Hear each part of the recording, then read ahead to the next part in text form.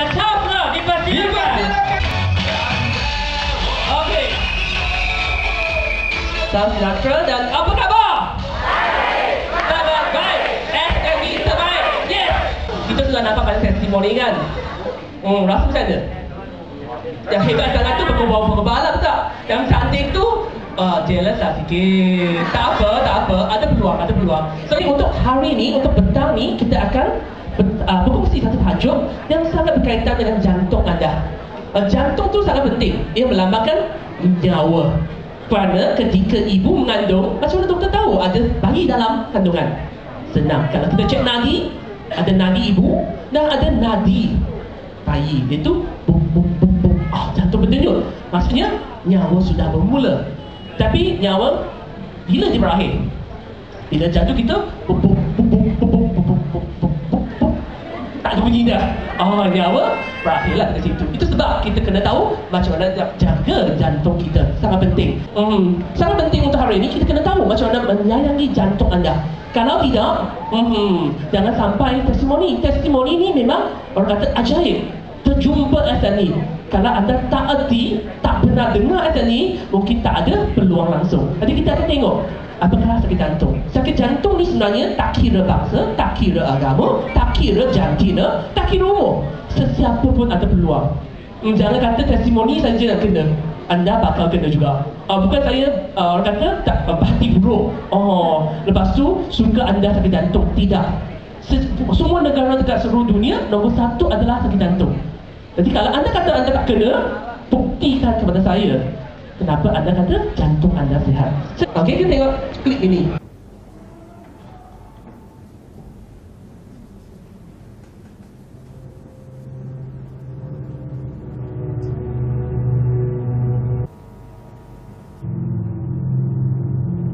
所以你们注意这个影片，那个是真的是从现场拍摄出来的。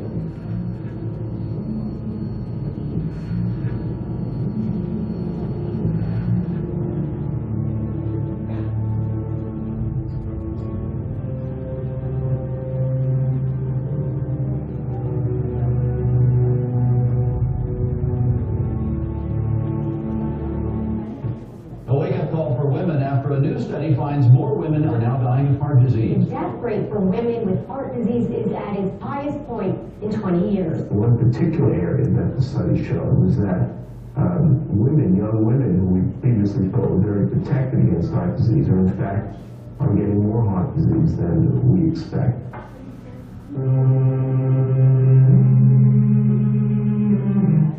I was informed that Yasmin Ahmad, renowned film director, has died. The 51-year-old collapsed as she progressed last Thursday and had emergency surgery at 6 p.m. the same day.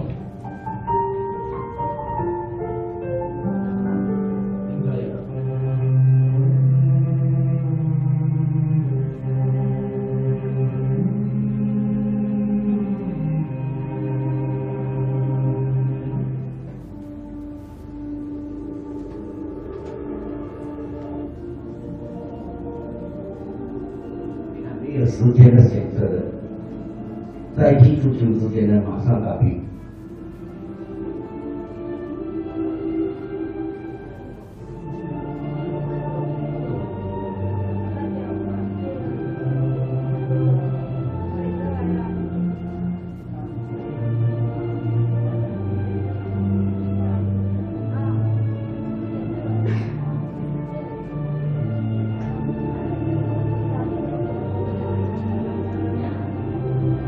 28岁了。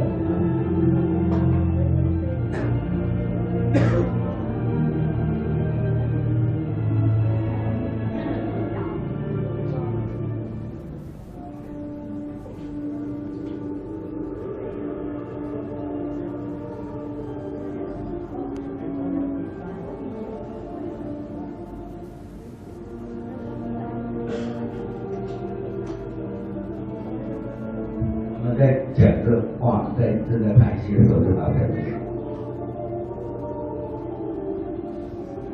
看这个新闻报告员就是魔头。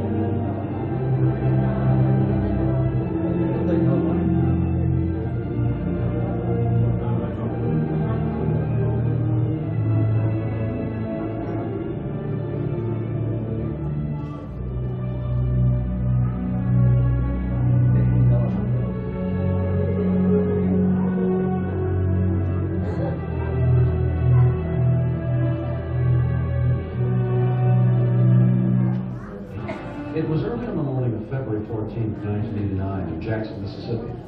66-year-old businessman Leonard Moran invited to meet some friends for breakfast, as he often did. But on this Valentine's Day, he would never make it to the restaurant.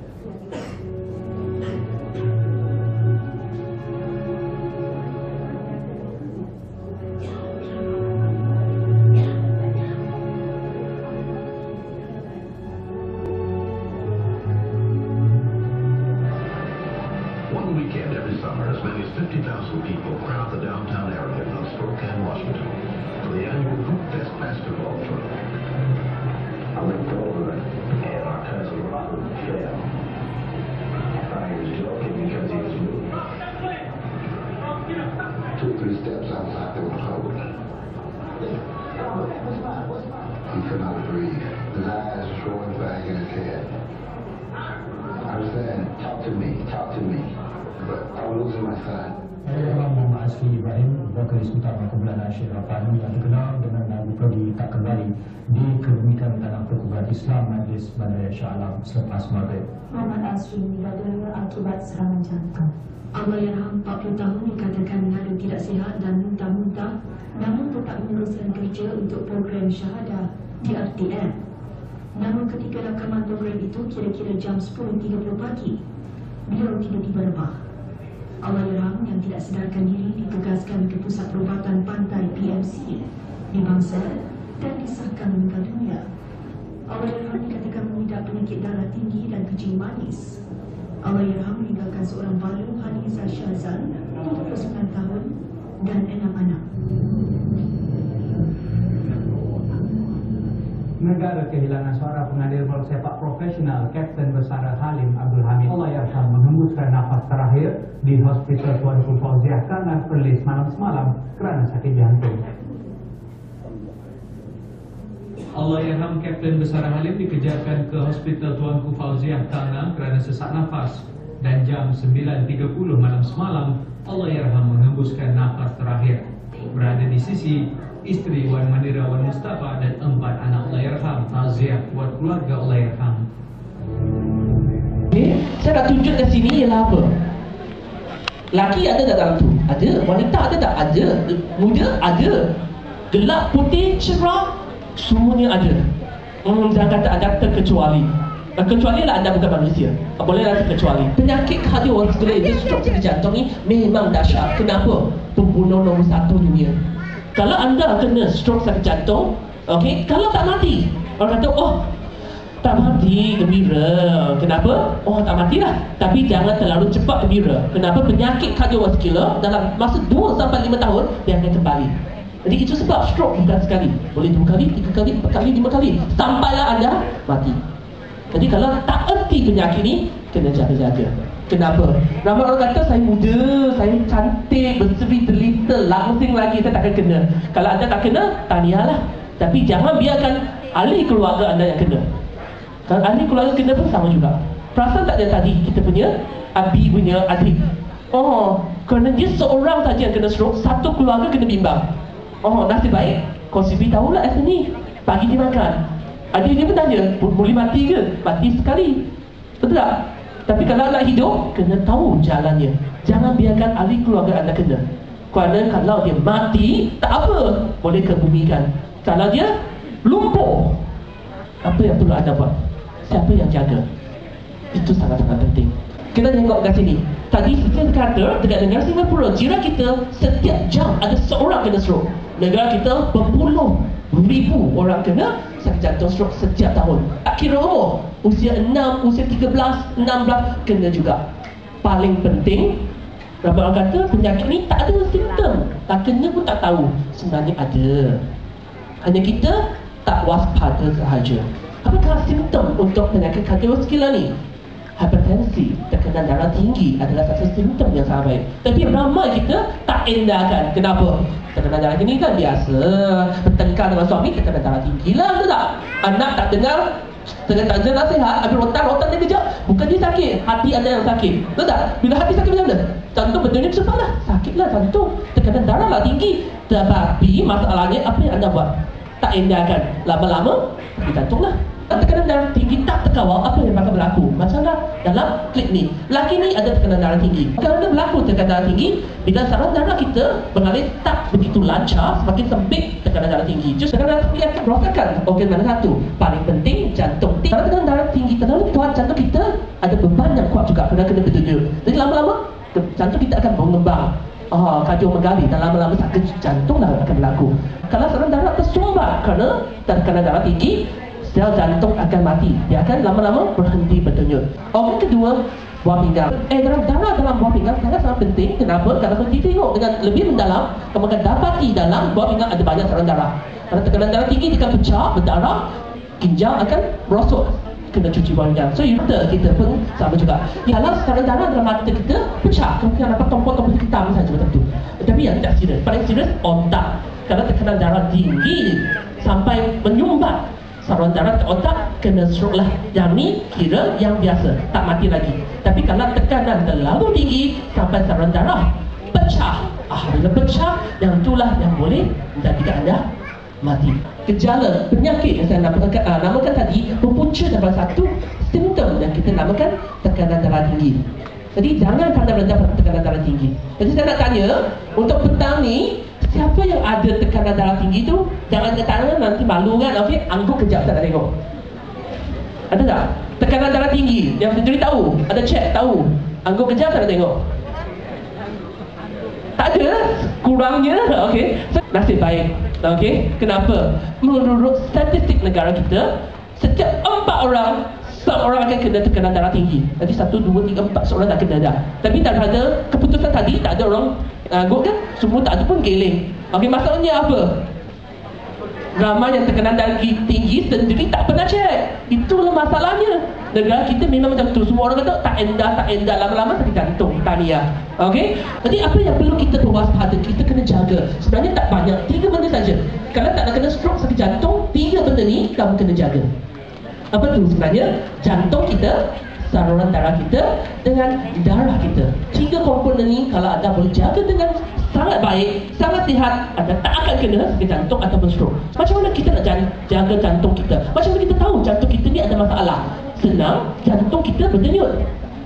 Dengar denyutan jantung, anda tahu dah. Jadi macam mana jantung kita berdenyut? Siapa tahu? Okey, cara mudah, ambil tapak tangan kanan, letak atas dada sebelah kiri. Okey, kalau ada baju tu, letak dalam lah. Okey, kamu rasa ada bunyi bum bum macam tu. Ingat, letak pada dada sendiri, bukan yang sebelah. Okey, jangan cuba ambil peluang. Okey, dada sendiri, rasa tak ada bunyi bum bum bum? Ada tak?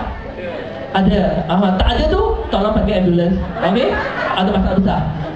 Bagaimana sebenarnya jantung kita berdenyut? Kita dengar baik-baik. Dengar tak? Tinggallah.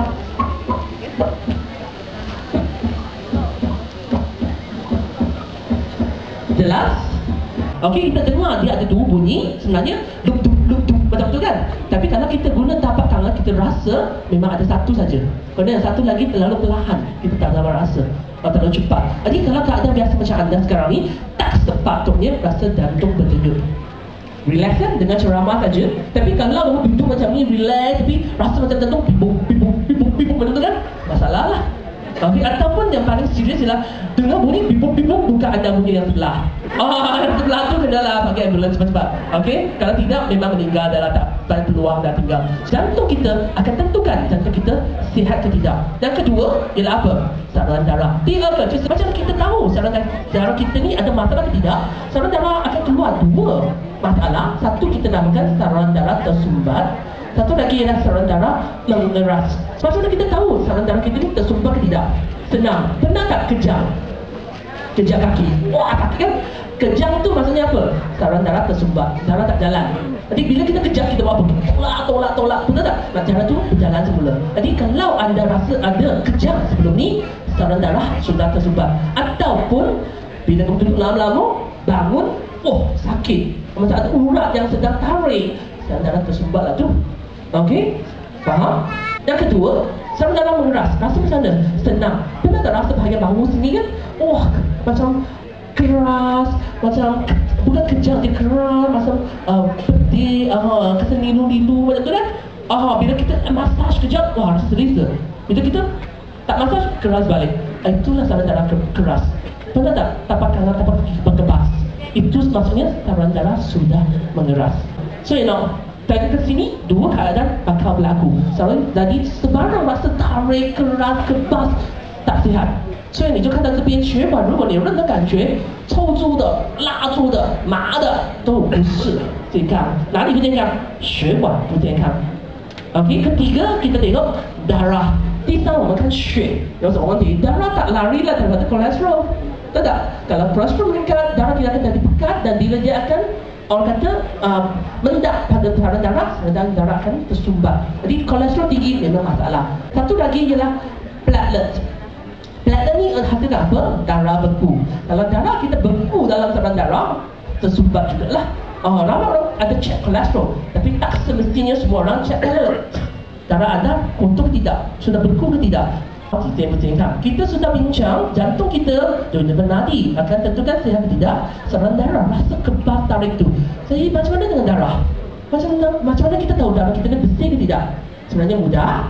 Okey, kalau kita tahu darah kita kotor, macam mana darah kotor? Senang, kita orang kata hiris.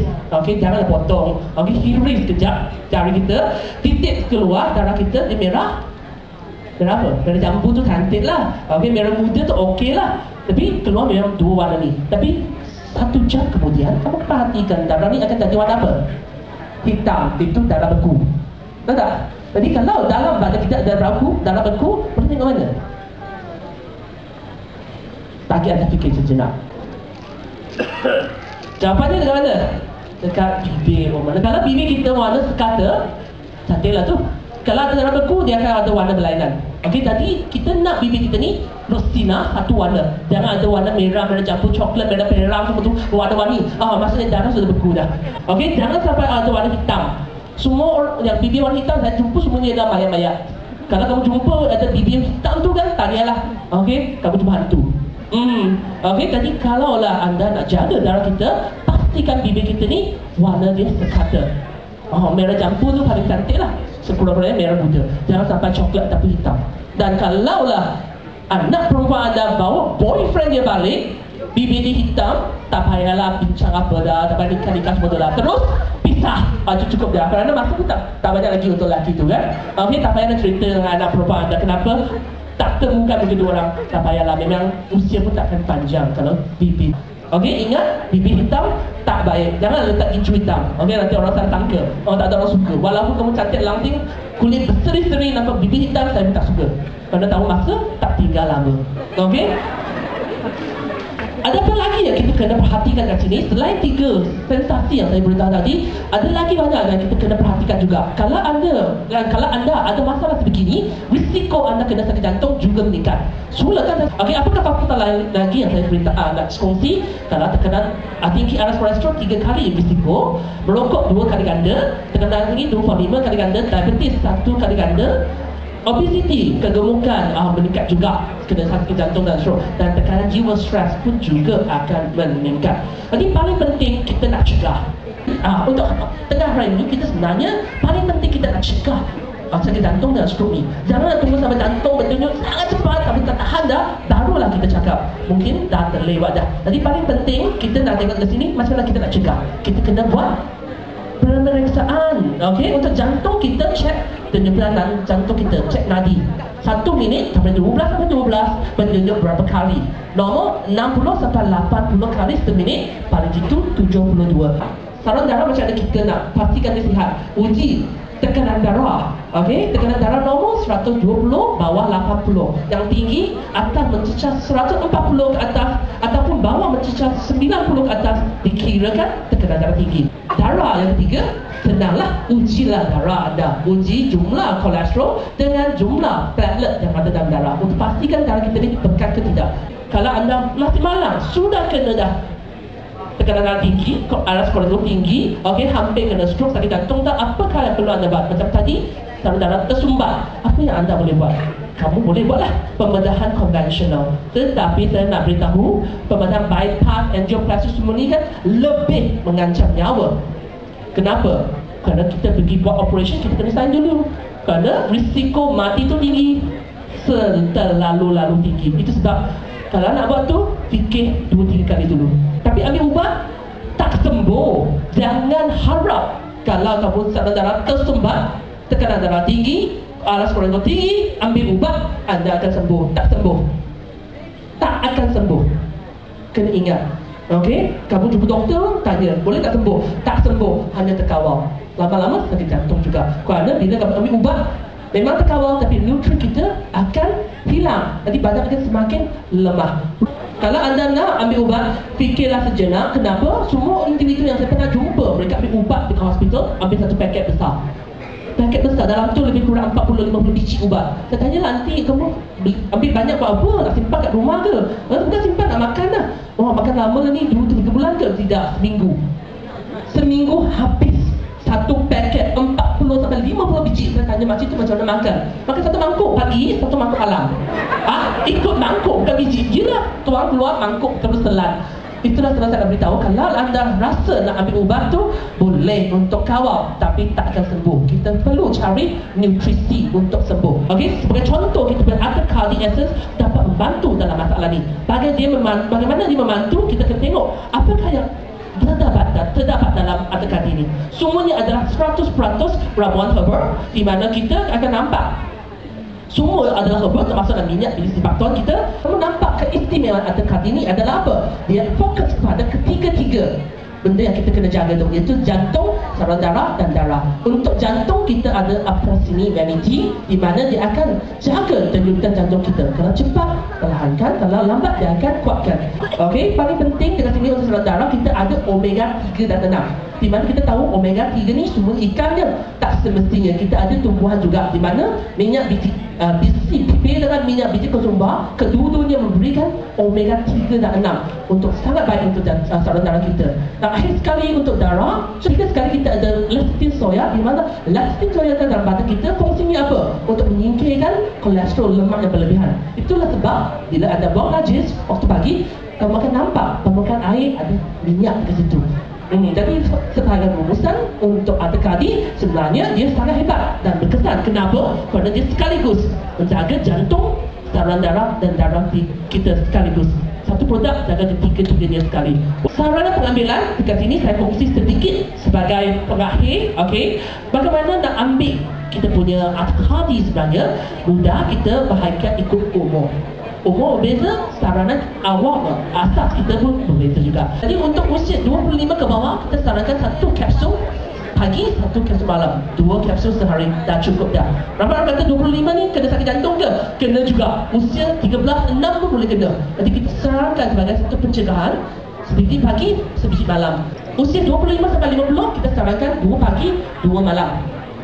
Okey, masa inilah kita ada masalah. Kenapa? Stres lah, kegemukan lah, tidur tak lena lah, betul tak? Masa ni akan meningkat pada usia segini, kita sarankan 2 biji pagi, 2 biji malam. Tapi kalau usia 50 ke atas, kita sarankan 3 pagi, 3 malam. Okey, ramai orang mengadu, kenapa lah usia 50 ke atas kena ambil 3 malam, 3 pagi, 3 malam. Banyak tu. Kenapa? Kita bahagikan kepada 2 kategori jantina, laki perempuan dah cukup dah. Usia 50 ke atas, wanita akan berlaku satu masalah yang kita namakan apa? Menopause, putus haid. Tahu tak putus haid? Okey, putusan ni baik tau. Baik kerana tak payahlah, orang kata tak payahlah bersimpan duit banyak sikit.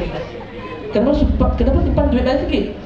Tak perasan ke setiap bulan kamu kena beli tuala tu kan? Sekarang tak datang, tak payah beli. Wah, simpan banyak duit, beli Ata Cardi. Okey, kenapa saya kata macam tu? Kerana wanita bila dia putus haid, masalah besar, lemak akan bertambah cepat. Kalau usia muda anda, potongan badan 36, 24, 36, usia 50, jadi 36, 36, 36. Macam Tok Baudi tu kan? Kenapa berlaku begitu? Kerana tanpa hormon wanita, lemak akan bertambah. Jadi kamu nampak pengarah Jasmine Ahmad, dia kena sakit jantung bila? 51. Itu sebab kita sarankan wanita ambil lebih kalau anda mencecah usia 50 ke atas. Bagaimana dengan lelaki? Lelaki pun sama, usia 50 ke atas putus haid ke? Ada tak? Tak pernah datang tu tak adalah putus kan? Lelaki pun ada masalah kalau usia 50 ke atas. Apa masalahnya? Perasan tak lelaki kalau usia muda ni kan, wanita suka mana? Suka bahagian di mana? Girlfriend I dulu katalah dia suka bahagian dada saya. Kerana berisi, berotot kan, dia tidur boleh. Dia kata, kenapa tu suka tidur bahagian sini? Kata, wah rasa security, rasa selamat, ya ke perasaan dah dekat situ. Okey ke tak apa. Tapi lelaki kalau usia muda, bidang nampak orang kata kekal dekat situ kan, usia 50 akan berbeza dah. Kenapa? Kerana nampak isteri anda daripada tidur kat sini, lama-lama usia 50 dia tidur kat sini. Kenapa? Kalau usia 50 kan semua otot dulu atau bawah dengan lemak sekali buncit.